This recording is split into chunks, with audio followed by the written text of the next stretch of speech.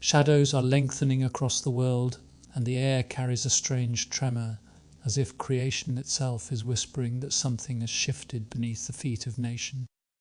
The great pillars of power, once towering like mountains of iron, now tremble as though struck by an unseen hand. What once looked permanent begins to unravel, and the illusion of stability thins like worn cloth. The world stands at a threshold where the noise of collapsing kingdoms mingles with the faint hum of a deeper design, a design that has been written long before any empire raised its banners. In this dim and restless hour, every headline echoes the same truth: not chaos, not chance, but a quiet movement of divine judgment slipping across the earth like a slow tide. The fall of nations does not begin with earthquakes or armies, but with a tremor in the soul of history. And that tremor has begun. Look closely, and the decline does not appear sudden but inevitable. The structures built on conquest and the weight of suffering begin to sag under the burden they once denied. The proud citadels of influence, the economies that boasted unbroken strength, the systems that believed themselves immortal now flicker in the wind of a coming reckoning. It is not merely the collapse of governments or the failing of treasuries that we witness, but something older, a reversal stitched into the bones of Scripture, a truth spoken from the dawn of sacred time, that what rises on injustice it ignored. And in this moment that bowing has begun, the world is watching the slow unwinding of an age. Cities filled with noise begin to sound hollow. Markets that once roared with confidence now whisper uncertainty. The nations that shaped centuries with their power feel the weight of fatigue, as though the breath of their empire is running out. Their narratives no longer hold their certainty, no longer convinces, and the center they claimed for themselves begins to drift away. Yet this unraveling is not the work of mortal hands. It is the movement of a higher pattern, one that threads through every century. The same breath that once humbled Egypt, the same voice that overturned Babylon, the same decree that exposed the limits of Rome, moves again in our generation. Not violently, but steadily, like a river cutting its way through stone. And as this movement deepens, the marginalized begin to awaken. Peoples once forgotten by the world as storytellers feel the stirring of purpose beneath their feet. Lands long plundered feel the first warmth of restoration. Souls long silenced feel an ancient call rising through their memory, telling them that the tides have turned, that the hour of awakening approaches. This is not hysteria. This is not rumor. This is a spiritual shifting, a realignment of history with the will of the one who watches, the one who waits, the one who judges with patience but never forgets. When the world trembles like this, when old powers dim and hidden peoples rise, when creation itself groans under the weight of its own waiting, it is a sign not of the world ending, but of a world being reordered. In such an hour, eyes must open, because nothing familiar remains untouched. The proud drift toward dust, the forgotten move toward dawn, and every soul is summoned to witness what unfolds. For what is falling is not merely nations, but illusions. And what is rising is not merely new voices, but truth. There are moments in history when the silence beneath the world grows heavy, when the unseen realm leans close enough for the soul to feel its breath. This age is one of those moments. Yet before the trembling of nations, before the shadows began to roll over the citadels of power, there was another sound that stirred the heavens. It was not the march of armies, nor the roar of empires, but the quiet cry of those the world forgot a cry, carried through centuries like a hidden river running beneath the stones of time. Generations ago, when chains scraped against wood in the belly of dark ships, when bodies were pressed into darkness and hope was reduced to whisper, something sacred happened. The world saw only suffering, but heaven saw a covenant being formed in agony. Every sob, every plea, every shaking breath rising from thousands who had no name in the eyes of their captors became part of a record that could not be erased. It is said in the ancient writings that tears are collected, weighed, and written into a book known only to the judge who misses nothing. And the cries of the oppressed scattered across continents and ages filled that book until its weight could tilt the balance of history itself. The world often remembers conquerors, but heaven remembers the broken. Empires build statues to their victories, but the divine script writes memorials for the wounded. And it is from this hidden archive, this sacred book of tears, that the turning of this age begins. For suffering never vanishes. It gathers. It rises. It becomes a witness. And at the appointed time it speaks. There is a principle older than any kingdom, older than the first stone temple, older even than the laws carved into tablets of ancient civilization. It is the law that injustice cannot stand forever. The cries of the crushed have a lifespan, and when their measure is full, the world must change. Those who once sat in darkness believed this deeply. Though they were bruised beneath the weight of cruelty, something within them refused to die. They believed that the heavens were not blind. They believed that the chains placed upon their wrists were counted one by one. They believed that their humiliation was heard in the throne room of eternity.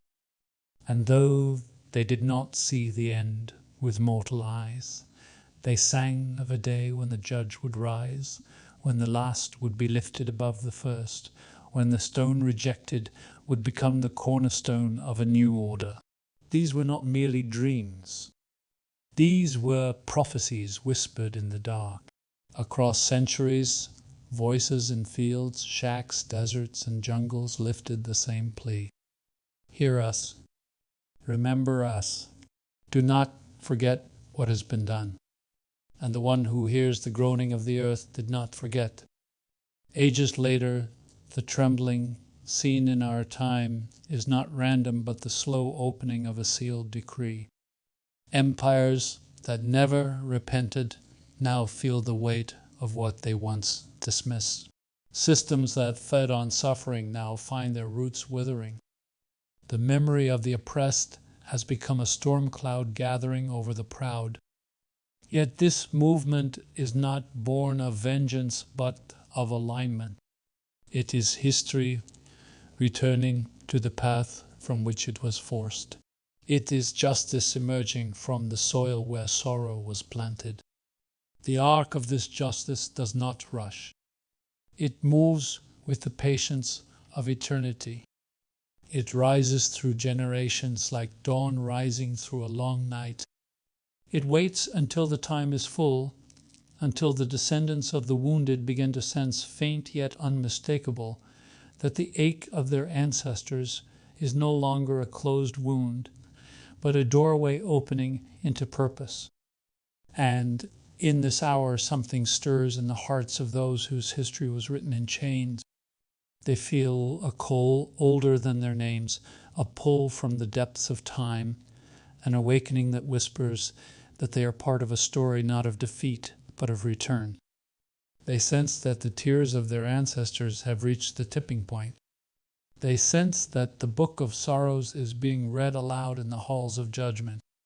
They sense that the shifting of nations is connected to a promise sealed in pain, but destined for glory.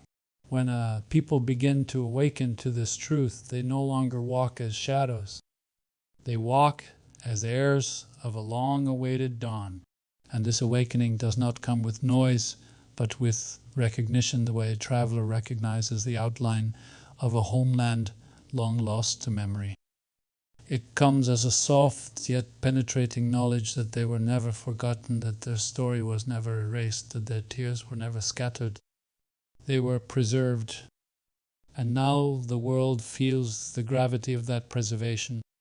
As the pillars of the old order tremble, as the illusions of permanence collapse, as nations lose their grip on the narratives they crafted for themselves, a question rises for every soul who hears the story. In this hour of unveiling, when the buried cries of history rise like incense, when the unseen reaches into the visible, when the shifting of the world aligns with the record of heaven, do you feel the stirring within your own spirit? Do you sense the faint yet undeniable pulse that tells you the age is turning, that the story is widening, that your presence in this moment is no accident? If you hear that stirring, then know this. You are witnessing not only the collapse of what was, but the preparation for what is coming. And your awareness is the first step in your calling. If you are still with me, listening, breathing, feeling this tide move through you, I want to thank you. Your presence here matters. As the weight of ancient tears rises into the present age, another voice begins to echo through the shifting dust of nations. It is not the voice of prophets calling from mountain tops, nor the cry of armies gathering at borders. It is the calm yet unsettling voice of the Master from the vineyard, a voice recorded in the Gospel long before any empire in our world drew its first breath. His words are quiet, but their power is like a blade cutting through centuries. The last will become first, and the first will become last. For generations, this line was quoted as a spiritual riddle, a soft saying that floated on the surface of sermons. But in the hour when kingdoms tremble and the forgotten rise with memory in their bones, these words no longer sound gentle. They sound like a verdict. They sound like a decree whispered across the landscape of the earth. In the parable, the story seems simple. Workers arrive at different hours to labor in the vineyard. Some bear the burden of the whole day under the scorching sun. Others arrive near the close of evening, their hands barely warmed by the tools of labor.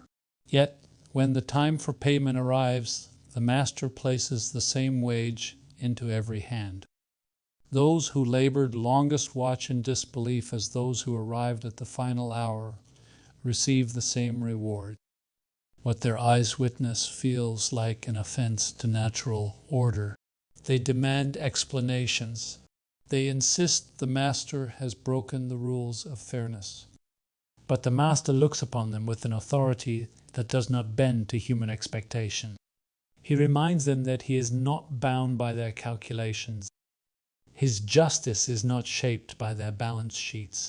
His generosity is not restricted by their sense of entitlement. And then he speaks the line that echoes across centuries, the line that breaks the comfortable reading of history. The last will become first, and the first will become last. At its surface, the parable speaks of the kingdom of heaven, but the kingdom has always been intertwined with the movements of nations. The same rhythm that governs the vineyard governs the world. In the ages that followed, those who placed themselves at the top of the human order built towers, monuments, empires, and philosophies to affirm their greatness. They wrote their own narratives to justify their place as first. They carved the world into maps that favored them. They called their victories the natural flow of progress and named their dominance the outcome of superior civilization. Their hands held the tools, their voices shaped the chronicles, and their feet trampled the backs of those who labored unseen. Yet the parable remained silently waiting beneath the soil of time. It did not fade. It did not lose force. It hovered like a sentence unfinished. Every era produced those who labored in the early hours, the ones who believed themselves chosen to rule the day. But every era also produced those who arrived in the final hour worn by suffering, strengthened by endurance, refined in the furnace of affliction. These were the ones the world labeled last. These were the ones dismissed, forgotten, or crushed under the weight of the powerful. Yet these were also the ones the parable honored with a surprising reward. For the story was never about wages. It was about the divine inversion at the end of an age. It was about a truth that refuses to bow to the arrogance of nations. It was about a pattern in which the oppressed become the carriers of a new dawn. In every century, this pattern emerges. Egypt rose high, but the slaves walked out with liberation in their hands. Babylon shone like gold, but the exiles returned home, while the empire turned to dust. Rome marched across continents, but its glory dimmed after it lifted its hand against the innocent. Nations rise with pride, yet fall under the weight of their own injustice. And in each fall, those considered last rise in ways the world does not anticipate. Now the echoes of the Vineyard return in our time. The world watches cultural centers shake. The seats of wealth and strategy weaken. The institutions once treated as eternal foundations flicker like candles in a rising wind. The proud feel threatened by forces they cannot name. The powerful grasp at authority that leaks through their fingers like sand.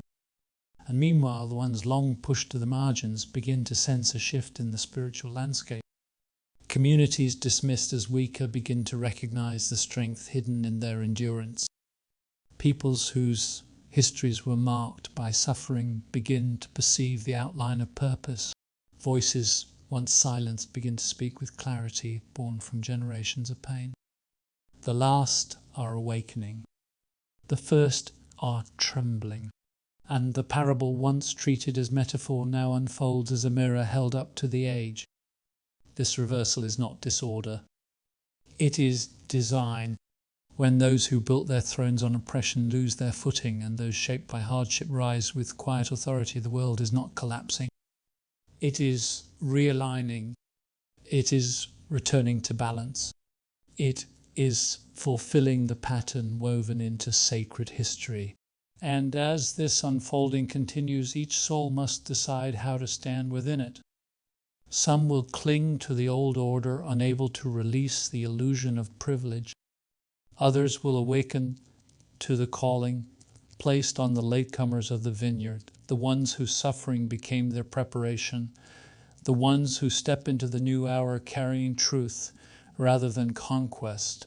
You who are listening, you who feel the shifting in your spirit, you who sense that the age is turning, consider this question in the quiet of your own heart.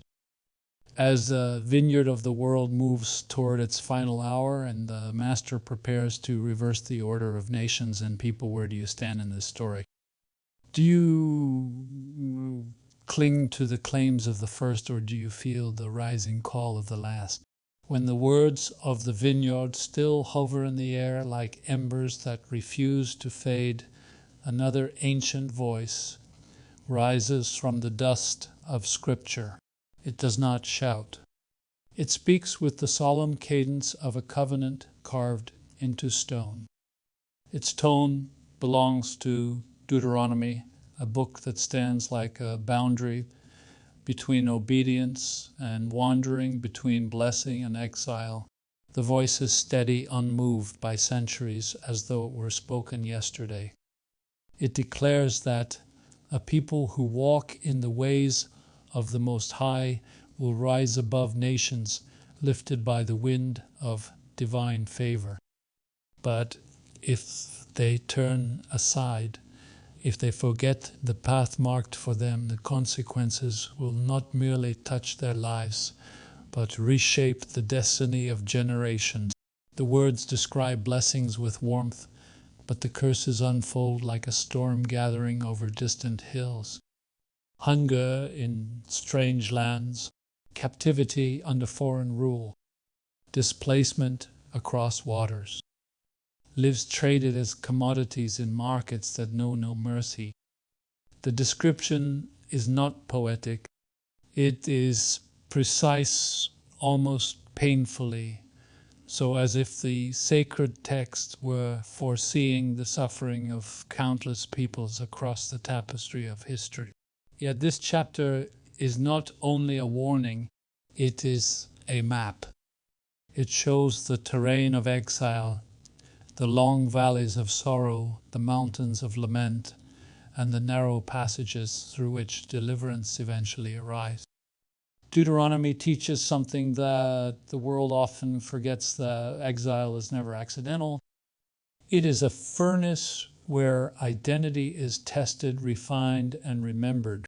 Those who pass through it come out knowing the value of freedom, the cost of forgetting, and the weight of covenant.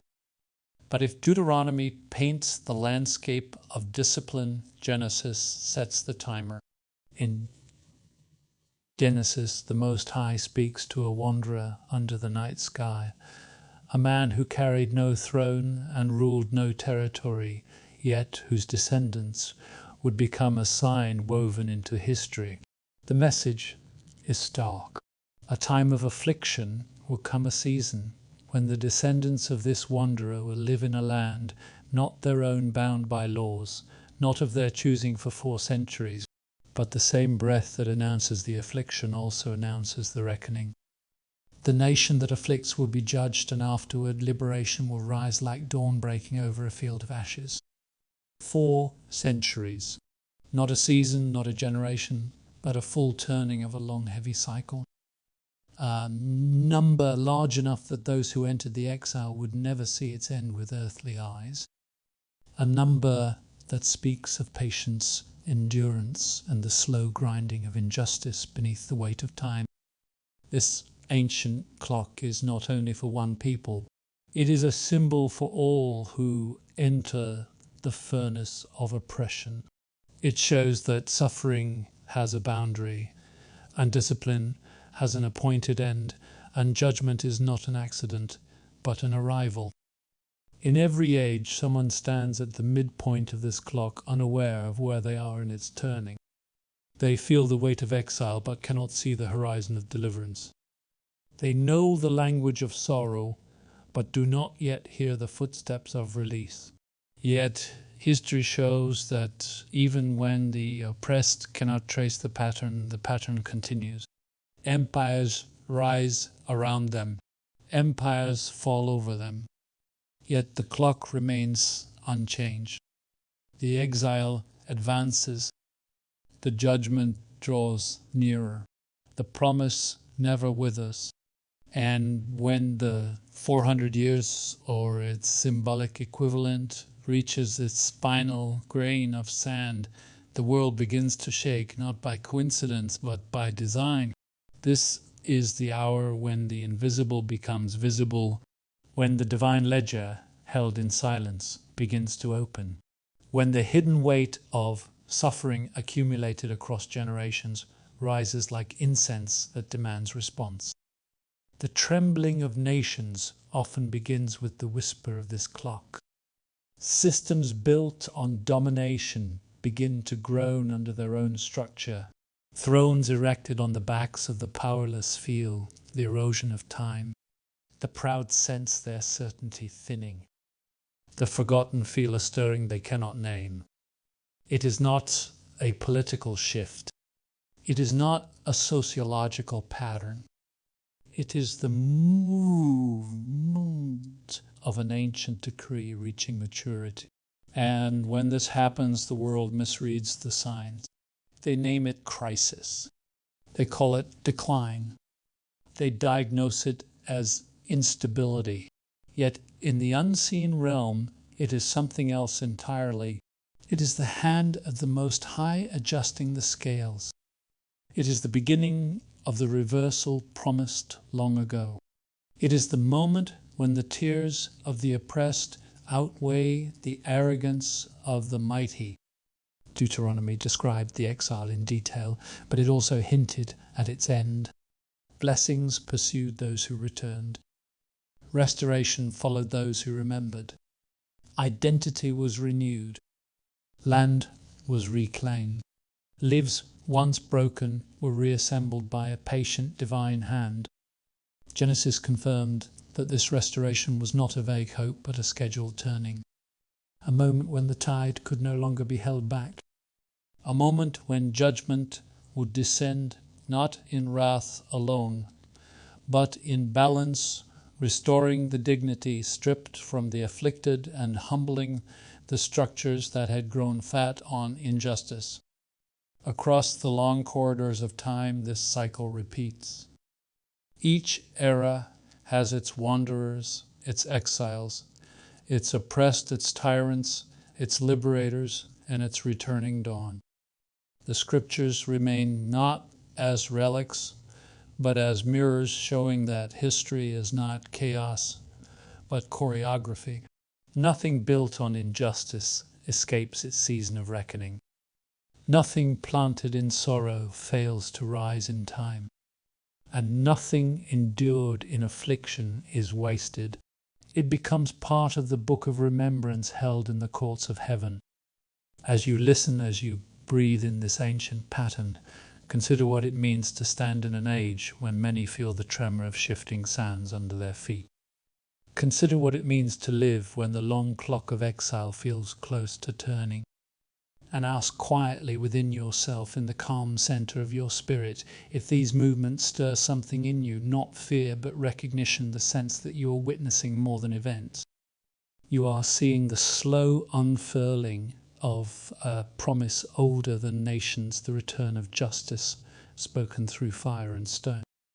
There are moments when the veil between seen and unseen grows thin, when the movements of nations begin to echo visions spoken long before their birth. In such moments, one is reminded of a night long ago when a prophet stood between earth and heaven and saw kingdoms not as shining palaces or banners marching across continents, but as creatures rising from a storm-tossed sea. Daniel's vision begins with winds colliding from the four corners of the earth, stirring the waters until they churn like a cauldron of ancient unrest.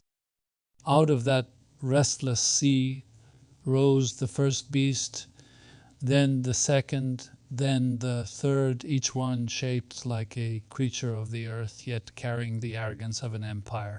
But it was the fourth beast that drew breath like iron scraping against stone, a form beyond the contours of natural creation, a figure that devoured and crushed with a hunger not for land alone, but for dominion over souls.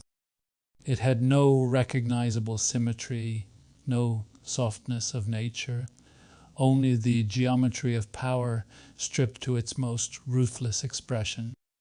Horns rose from its head, then more horns, voices of authorities layered upon one another, each claiming a right to rule, each promising permanence, as if time itself would bow to them. The prophet did not see banners. He saw teeth of empire. He did not see borders. He saw the machinery of domination crafted into a living form. And yet, even as the fourth beast roared across the ages, Daniel's eyes were lifted beyond the terror of its presence. He saw thrones set in place not by human councils, but by the one who remains ancient, long before the first kingdom took shape. Garments white as light hair, like the fire of dawn, a river like molten radiance flowing before the throne. Thousands upon thousands attended. The court was convened. Books were opened. Judgment began. In that instant, the boastful horn with its loud claims and its defiance of heaven fell silent. The beast was stripped of its dominion. Its body was consumed by flame. The other beasts lost their authority as well, though their spirits lingered for a time. Dominion was then given to the figure like a son of man, one who approached the Ancient One with reverence and was entrusted with a kingdom that would not pass away. In this, Daniel saw something woven into the core of history, that every empire rises like a beast, but must eventually stand before the eternal court whose decision no government can overturn. And within this pattern is the unsettling truth that the fall of earthly power is not a disturbance, but the inevitable consequence of arrogance meeting eternity. Centuries later, another vision emerged, this time on an isolated island where the sea broke against jagged rocks. John, exiled and alone, saw a city draped in wealth, shimmering with the pride of 1,000 merchants. She sat like a queen upon many waters, confident in her splendor, calling herself eternal. Her markets overflowed with treasures, spices, silks, gold, and the bodies and souls of human beings. Her voice filled the world with the promise of luxury, and the nations leaned toward her as if she were the measure of prosperity itself. But beneath her brightness lay a rot older than her streets. She fattened herself on exploitation. She drank from a cup mixed with injustice. She claimed her place not by righteousness, but by the economy of bondage. And in 1 hour her light went out. John heard lament rising from every coast. Merchants wept, not for the city herself, but for the profit that vanished with her fall. Kings trembled not for justice, but for the collapse of their alliance with her wealth. Ships stood at a distance, watching smoke rise where once the world believed stability lived. Babylon the Great has fallen. The cry echoes like thunder across the vision, not in sorrow, but in solemn truth. For every tower built on human suffering must someday crumble beneath the weight of its own injustice. Every throne upheld by the silence of the oppressed must someday meet the light of the court Daniel saw. And the city John witnessed, adorned in purple and gold, stood not as a place but as a symbol, a mirror of every system that crowns itself with pride while burying its victims in the shadows. These visions are not merely stories of the past. They are windows into the nature of power. They show that dominion not rooted in righteousness becomes beast-like, losing the face of humanity. They show that wealth drawn from exploitation becomes a cup of poison, eventually turned back upon the one who mixed it. They show that judgment is not an interruption, but a restoration, the moment when the scales long weighted toward the powerful shift toward balance. And as nations in our time tremble, as economies flicker, as structures once declared unshakable reveal fractures beneath their foundations, these ancient visions return with quiet relevance. They are not predictions of specific cities or governments. They are reflections of the spiritual architecture beneath history itself. They remind the observant that no kingdom stands by force alone, that the breath of the Ancient One still moves through the corridors of time, stripping dominion from the arrogant, lifting authority to the humble, and calling all creation to the throne where books are opened and every hidden thing is weighed. When one reads Daniel as beasts and John as fallen city, not as relics but as patterns, a sober clarity arises. Power without justice transforms into a creature. Wealth without compassion decays from within. Pride without humility invites collapse. And the rise of a kingdom not of this world does not require fanfare. It grows like a quiet dawn arriving just as the night believes itself eternal. In this hour of trembling nations and fading illusions, the ancient visions stand once more as mirrors in the dark. They ask every generation the same unchanging question: who will trust the beasts, and who will stand with the Ancient One, whose dominion is not taken by force but bestowed by eternity? Across the long corridors of human memory, a pattern moves like a shadow cast by an unseen sun. It is the rise and fall of empires, the turning of ages, the meeting of human ambition with the eternal law that governs justice. Though the names of nations change and their banners fade, the rhythm remains the same. It is a rhythm that ancient scripture unveiled long before the first marble temple was built, long before war chariots thundered across plains, long before kings adorned themselves with crowns forged from the suffering of others. The pattern begins in Egypt, where stone monuments reach toward the heavens as if to rival the stars. Beneath those monuments, a people cried under the weight of hard labour, their backs bent beneath the demands of a ruler who believed his own divinity. Pharaoh's heart hardened like clay left too long in the sun. But the cries of those who toiled in silence travelled beyond the throne rooms of men. They reached the one who hears the groaning of the earth. And when that cry reached its fullness, judgment came, not with the noise of armies, but through the trembling of creation itself. Water turned to blood. Darkness swallowed the land. The firstborn of Egypt fell like withered branches. The empire that believed itself untouchable bowed to a force it could neither command nor comprehend. Egypt remained a land, but its greatness dissolved like sand washed by the Nile. Centuries passed, and Babylon rose, next glowing with gold, confident in its fortifications, certain that no power could shake its gates. Babylon captured nations, absorbed cultures, and chained the exiles of Jerusalem within its walls.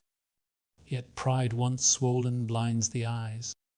One night during a feast, drenched in arrogance, a hand appeared and wrote upon the palace wall. A sentence brief but final. The kingdom had been weighed and found wanting. Before dawn broke, Babylon fell. Its fall was so sudden that historians later debated how a nation so powerful collapsed in a single night. But Scripture knew. Injustice had reached its measure. The scales had tipped. The cycle moved on. Then came Rome, vast as the horizon, a power that shaped roads, armies, and laws that touched 3 continents. Rome believed not in gods alone, but in its own permanence. Its legions marched as if destiny itself marched with them. Yet within this empire a humble voice arose in a province scarcely cared for. When Rome used its authority to nail that voice to a cross, the empire sealed its own decline.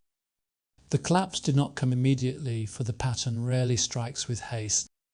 But slowly the marble cracked, the legions weakened. The heart of the empire hollowed. Rome fell not by the strength of enemies alone, but by the weight of its own defiance against the sacred.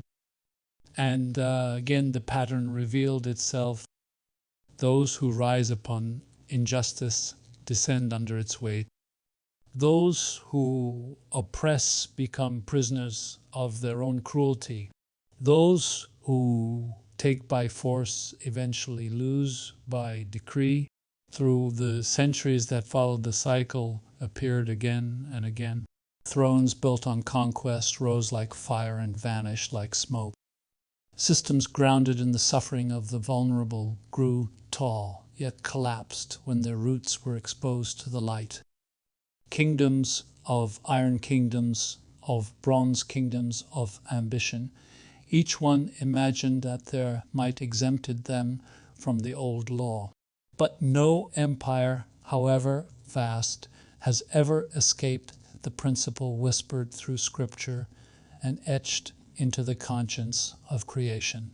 The oppressor falls, the oppressed rise. Not always in the moment, but always in the end. History bears witness. The ruins of ancient palaces lie scattered across deserts and jungles. Statues toppled, inscriptions worn by time roads leading nowhere. These relics are not merely the remains of civilizations. They are monuments to the unbroken rule that power without righteousness is a house built on shifting sand. In distant lands and later ages, systems of separation and supremacy took shape again. They were crafted with laws instead of chains, with doctrines instead of whips, with illusions of hierarchy instead of iron shackles. The faces of the powerful changed, the languages changed, but the spirit of domination remained the same. And so the pattern continued. In each era, those who suffered beneath the weight of these systems lifted their voices, sometimes in public, sometimes in whispers only heaven could hear. Their cries joined the chorus of the ages, the same chorus heard in Egypt, in Babylon, in Rome. And as always, the cry began to rise until the balance shifted once more. When such systems fell, they fell quickly. What looked permanent dissolved. What seemed immovable cracked open. And the ones who once walked in the shadow of oppression stepped into a new morning with dignity restored.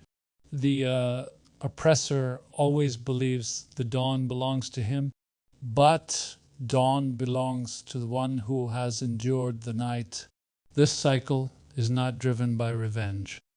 It is not the triumph of one people over another. It is the movement of divine justice, the resetting of the scales, the reminder that creation itself leans toward righteousness. Even nature seems to testify. Forests burned by greed eventually regrow. Rivers poisoned eventually clear. Lands stripped bare eventually bloom again. Restoration follows ruin as surely as dawn follows night. In every age, some deny the cycle. They believe their empire will be the exception. They believe their wealth, their weapons, their wisdom will shield them from the law that humbled so many before them. But the law moves forward. It does not sleep. It waits with the patience of eternity. And when the appointed time arrives, it reasserts itself.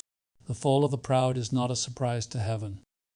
It is the fulfillment of a pattern older than the stars. And the rise of the humble is not an accident. It is the reward of endurance. As you listen to this truth, consider the long arc of history and the countless souls who passed through the furnace of oppression. Consider the justice that rose for them when their tears reached the threshold. And reflect quietly on this, not with fear but with understanding.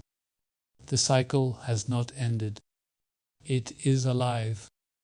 It moves even now, slow but steady, and every generation is given the choice to stand with the beast or with the dawn.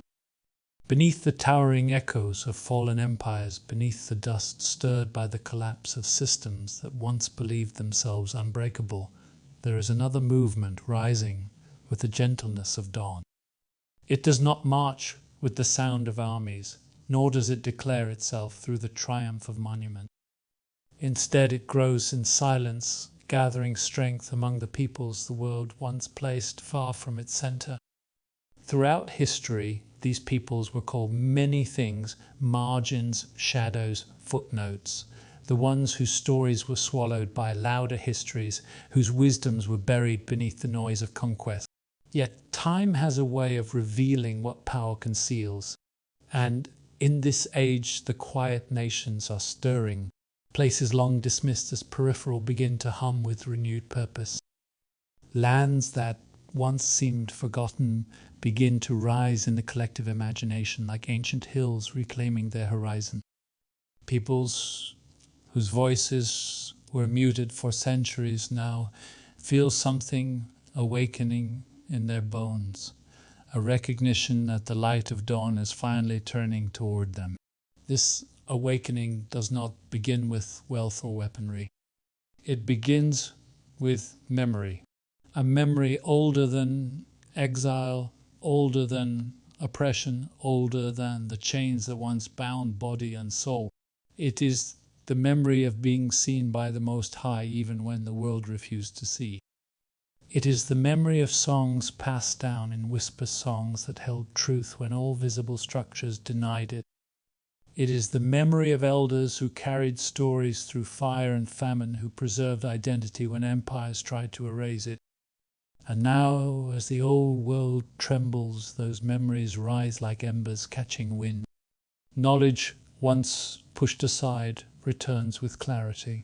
Ancient ways of living grounded in community and spiritual humility reappear with unexpected relevance. Traditions that honored the earth, honored ancestors, honored divine presence in the ordinary now speak again, as if the age has finally become quiet enough to hear them. The world begins to notice that the wisdom of marginalized peoples contains keys the dominant cultures lost in their pursuit of power. The understanding that strength does not come from dominion but from balance. That wealth is not measured by accumulation but by the health of the community. That identity is not forged by conquest but by connection to purpose. As this awakening deepens, something extraordinary occurs. Those who once lived in the shadow of empires begin to recognize one another across oceans and deserts. They begin to see that their stories, though shaped by different landscapes, share the same long night, the same endurance, the same cry for justice. A sense of kinship grows. Not a political union, but a spiritual resonance. Threads of identity long scattered begin to weave themselves back together.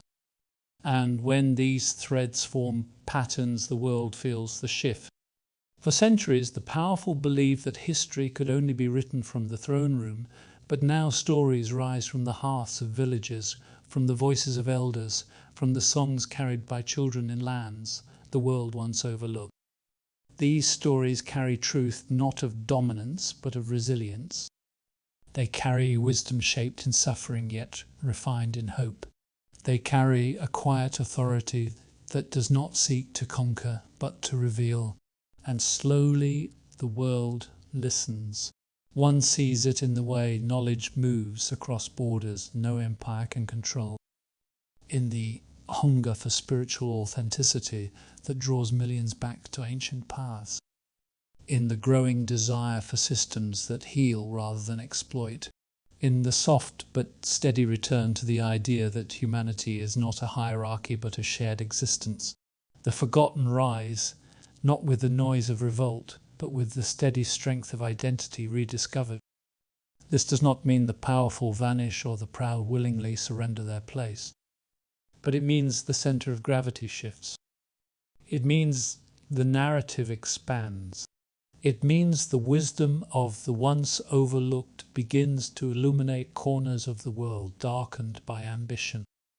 This awakening is not only social, cultural, it is deeply spiritual. Across continents, people who once believed themselves insignificant begin to sense the nearness of the divine. They feel drawn toward prayer, contemplation, and the search for meaning beyond material structures. They begin to ask who they are in the story of creation, not as subjects of empires, but as bearers of purpose. They begin to peel away the layers imposed upon them by histories, not their own, uncovering the truth that they were never meant to live in silence. Most High has always placed his light in places the world calls small. And this light, once hidden, begins to rise. In this rising there is no arrogance, there is no vengeance. There is only the clarity that comes when a people remember who they are. And as they stand, the world slowly shifts its gaze. The wisdom of the quiet nations becomes a compass for a world losing direction. Their resilience becomes a map for a world weary of conquest. Their spiritual hunger becomes a fire for a world starved of meaning. And in this slow but unmistakable ascent, a truth emerges that empires never understood. Those who walk in humility inherit the dawn.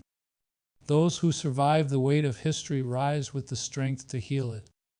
Those the world called last begin to take their place in the unfolding design of the Most High. And the world, even in its trembling, must adjust itself to this truth. As the awakening of forgotten peoples quietly reshapes the horizon of the world, a deeper trembling begins beneath the surface of history. It does not come from the ambition of rulers or the struggles of nations. It rises from the foundation of creation itself, as though the earth has begun to stir from a long slumber. Ancient writings speak of a time when signs would converge, not one here and one there, but many at once, like waves meeting in a single tide. These signs would not announce themselves with the precision of clocks or the neat order of human calendars. They would arrive layered, overlapping, intensifying the way storms gather when seasons turn. And in our age, this convergence begins to manifest with a rhythm both unsettling and unmistakable. Around the world, the natural order trembles. Winds grow fiercer, rains heavier, fires hotter, seas more restless. The earth quakes in places once thought unshakable. The seasons shift out of their old patterns. Forests groan beneath drought, and rivers swell beyond their banks. These are not random events, though the unseeing call them chance. They are the labor pains of creation, subtle yet undeniable signals that the age is straining toward a threshold. The scriptures describe such days with solemn clarity. Wars and rumors, famine and upheaval, nations in perplexity, the sea roaring, and the hearts of many growing faint. These are not punishments, but contractions, the birth pangs of a world preparing for transformation. The old order resists as all dying things resist, but its foundation weakens with every tremor. Yet the signs are not found in nature alone. They rise also from the depths of human society. Institutions once revered as pillars begin to fracture. Systems built on competition over compassion strain under their own weight. Structures that promise certainty now display cracks formed long ago, but only now revealed. The illusion of stability dissolves, replaced by a quiet uncertainty that spreads across the minds of millions. It is as though humanity itself stands at the edge of a cliff, sensing that the ground behind is failing and the path ahead is unclear. The old rhythms of wealth, power, and identity no longer satisfy the deeper longing of the soul. People wander through marketplaces of empty promise, searching for meaning in a world that has forgotten how to speak truth. At the same time, communities once divided by centuries of suspicion begin to sense their shared fragility. People who once trusted in the strength of empires feel the air thinning around the structures they relied upon. Those who once believed themselves insulated from suffering feel the tremor of collective vulnerability. And those who once lived on the margins realize that the world is shifting, center is moving toward them. Yet the most profound signs do not echo in the sky or the sea or the cities. They rise within the human spirit. There is a restlessness spreading across hearts, a silent yearning for something beyond the visible order. It is the yearning of people who suddenly sense that the world they inherited is too small for the truth awakening inside them. They feel disillusioned with hollow promises, hungry for authenticity, seeking depth in a world drowning in surfaces. They feel a stirring that does not belong to fear but to recognition. It is the whisper of the Most High calling the soul to remember what it knew before it entered the noise of history. Some feel it as a return to prayer, not as ritual but as breath. Others feel it as an ache for justice, not as vengeance but as balance. Still others feel it as a pull toward community, after years of isolation, as though an unseen hand is guiding individuals toward one another. And across continents, a quiet truth becomes impossible to ignore. The signs are not isolated. They are intertwined. Nature groaning is connected to society's trembling. Society's trembling are connected to soul's awakening. Soul's awakening are connected to prophecies long dormant, now stirring as though touched by fresh wind. The forces that once shaped the world from the outside begin now to shape it from within. Those who search for meaning in this convergence sometimes feel overwhelmed, but the wise understand that great shifts are rarely gentle. Before dawn breaks, the sky must darken. Before a seed rises, the soil must break. Before a new age emerges, the old one must loosen its hold. And so the earth groans. The people stir. The signs multiply. The illusion of permanence fades. The curtain thins between the visible and the invisible. These signs are not meant to terrify, but to awaken. They remind humanity that history is not linear, but cyclical, that empires are not eternal, but temporary, that creation itself participates in the unfolding of divine purpose. In this convergence, one truth stands above the rest. Something is approaching, something long foreseen, long delayed, long carried in the womb of ages. Not destruction, but birth. Not ending, but unveiling. And as the signs gather like clouds before a transforming storm, every soul is invited to discern the meaning behind them. For discernment, not fear, is the gift of those who walk in wakefulness. They see that history is not collapsing, but being rewritten. They see that the earth is not dying, but shedding the remnants of corruption. They see that the forgotten are rising not by accident, but by design.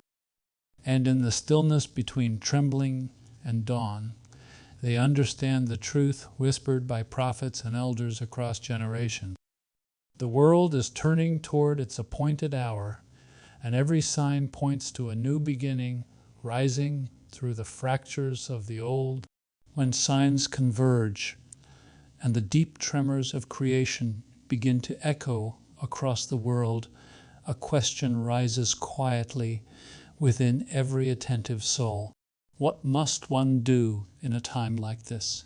Not to resist the turning of ages, for no mortal hand can halt the movement of the divine wheel, but to stand ready, anchored, discerning, awake. For in seasons when history bends, the unprepared are swept away by confusion, while those who have cultivated depth stand steady like pillars in a trembling world. Preparation for such an age is not born of fear. Fear builds walls that crumble. Wisdom builds foundations that endure. And the first foundation is the inner life, the secret chamber of the spirit, where the unseen becomes strength. In ages past, when nations shook and empires scattered their people like dust, those who survived with clarity were not always the strongest or the wealthiest. They were the ones who learned to walk in continual communion with the Most High.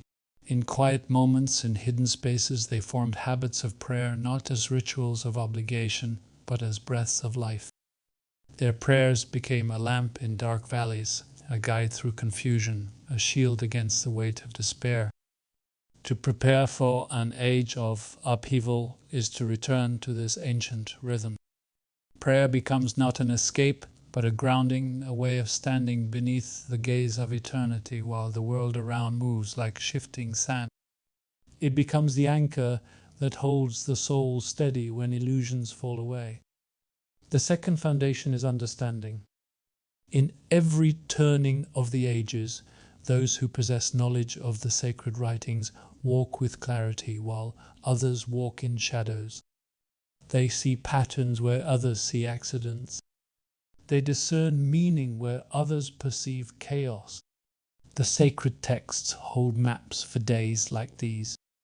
Not maps of geography, but of spirit, not timelines of events, but patterns of how the divine navigates the rise and fall of human order.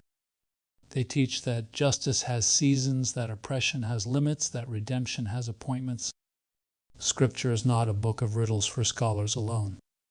It is a compass for ordinary hearts living through extraordinary times. It whispers, remember the cycles. Remember the promises. Remember the warnings. Those who read the sacred words with patience and humility do not panic when the earth trembles. They recognize the tremor as familiar. They understand that the fall of unjust systems is not the end of hope, but the clearing of ground for renewal. The third foundation is community. Isolation has always been the enemy of endurance. Those who try to stand alone in times of upheaval are easily shaken, not because they lack courage, but because they lack the strength that flows from connection. In the ancient world, tribes, clans, and fellowships survived because they shared burdens and lifted one another through hardship. When the weight of the world pressed down, they stood shoulder to shoulder. The modern soul often forgets this wisdom, believing that solitude is strength. But in truth, solitude becomes fragility when the winds of change rise. To prepare for the new age is to seek out companions of truth, those who feel the same stirring, those who listen for the same voice, those who refuse to sleep through the hour awakening. Together they form a living fortress, not of stone, but of shared purpose. The fourth foundation is skill, for when old systems falter, the world does not collapse into nothingness. It reshapes itself. In such moments, those who know how to cultivate the earth, to mend what is broken, to build with their hands, to heal the wounded, to create and to sustain, become pillars of the new order. Skills rooted in service and creation become invaluable when the fragile comforts of old structures fade. In every age of transition, practical wisdom becomes a currency of survival and restoration. Those who possess it not only endure but help others find footing. The fifth foundation is the soul's alignment with truth. Before a great shift, the heart must become clear about what it stands for.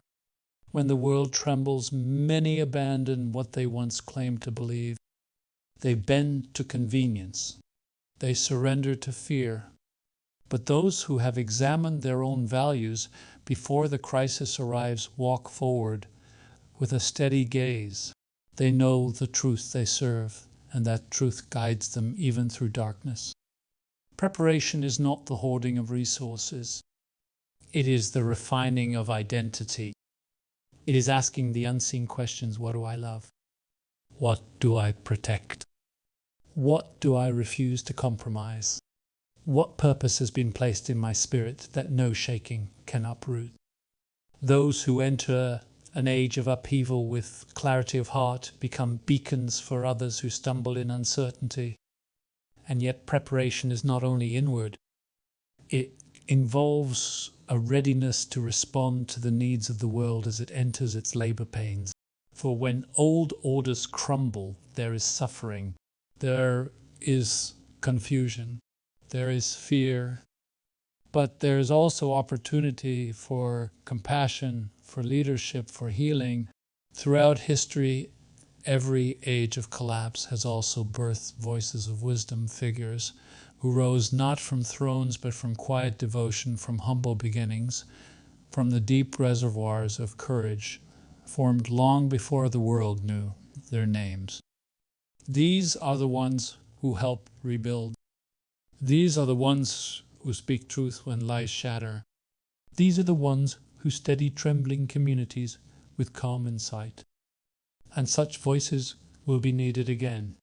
Perhaps one listening now feels the faint stirring of that calling, a sense that the preparation is not only for survival but for service. A sense that this awakening is not only for understanding but for responsibility. A sense that one day in the midst of uncertainty, someone will look to them for guidance. And in that moment, what they have built in secret will become what the world needs in the open.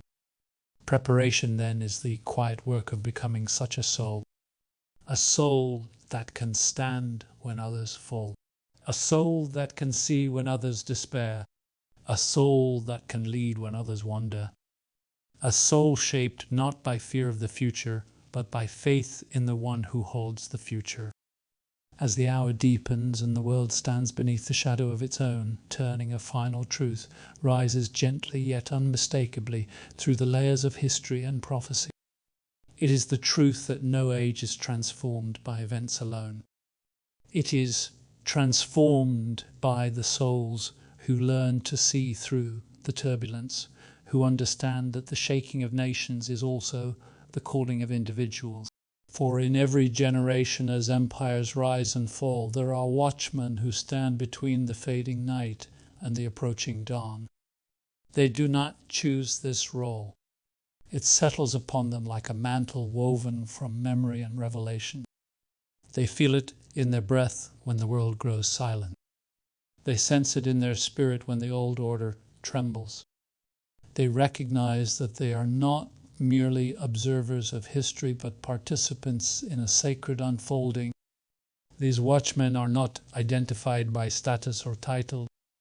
They are recognized by their awareness. They see the signs others dismiss. They hear the quiet currents beneath the noise of the age.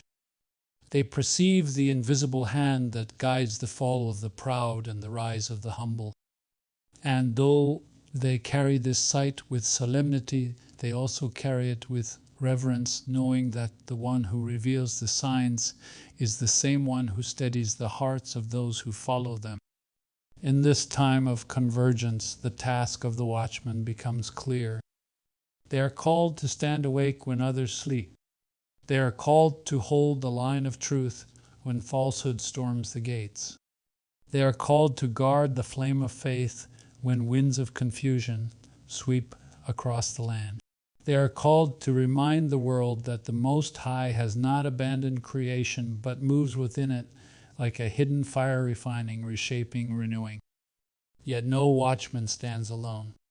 The awakening that stirs across nations is not the rise of isolated souls, but the forming of a spiritual fellowship bound not by geography, but by purpose. These awakened ones feel drawn toward one another with a gravity that defies distance. They recognize in each other the same longing for clarity, the same hunger for justice, the same reverence for the sacred. When they gather, even in silence, the atmosphere shifts. It is as though the ancient promises breathe again. For the Most High has always worked through communities of the faithful, not solitary figures wandering through despair. And in this age, such communities begin to take shape like constellations appearing in a night sky cleared of clouds. Their unity is not uniformity. It is harmony. It is the meeting of voices with different timbres, but the same devotion. It is the blending of hearts that have walked through darkness yet remain unbroken.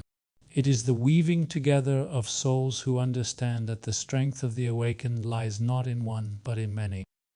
Within this unity, a new courage emerges, a courage that stands firm even when the world trembles, a courage that speaks truth softly yet with authority, a courage that chooses compassion over conquest and discernment over fear. This courage does not roar. It flows. It moves like a river carved over centuries, quiet yet unstoppable. It is the courage of those who know that justice is not merely a concept, but a force woven into creation. It is the courage of those who have learned that humility is stronger than pride, that endurance is deeper than power, that truth outlasts every deception. And from this courage arises a calling not only to witness, but to act, to become builders of the new dawn that begins to rise through the fractures of the old order, to become healers where wounds run deep, to become teachers where confusion spreads, to become guardians of divine purpose as the world enters its birth pains. Yet before the watchmen step into the unfolding day, their souls must be consecrated, not by ceremony, but by surrender.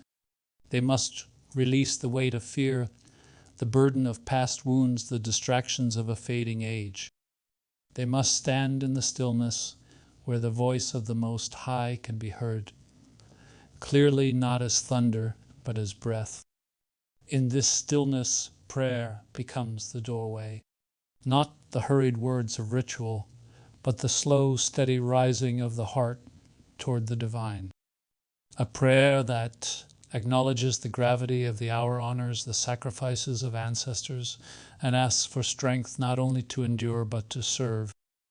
Let such a prayer rise now in the chamber of the soul. May the Most High guard the ones who stand awake in a sleeping world. May He steady their steps as they move through uncertainty. May He fill their hearts with wisdom that sees beyond the surface of events. May He clothe them in courage that does not falter under pressure. May He surround them with unity that cannot be broken by the storms of the age. May He cleanse their vision so they may discern truth from deception. May He lift their spirits so they may carry light into places where shadows linger. May He strengthen their hands to rebuild what must be renewed. May He remind them that they are not alone, for He walks beside them as He walked beside the exiles, the prophets, the wanderers, and all who sought His face in times of great turning. And as this blessing settles upon them, a final truth becomes clear. The watchmen are not merely witnesses of prophecy. They are instruments in its unfolding. Their presence in this moment is not accidental. Their awakening is not incidental. Their calling is not optional. It is written in the quiet places of their spirit. It is etched into the design of the age. And as dawn presses against the horizon of the world, they step forward not in fear, but in purpose, ready to carry the flame that will guide nations through the darkness into the dawn appointed by the Most High.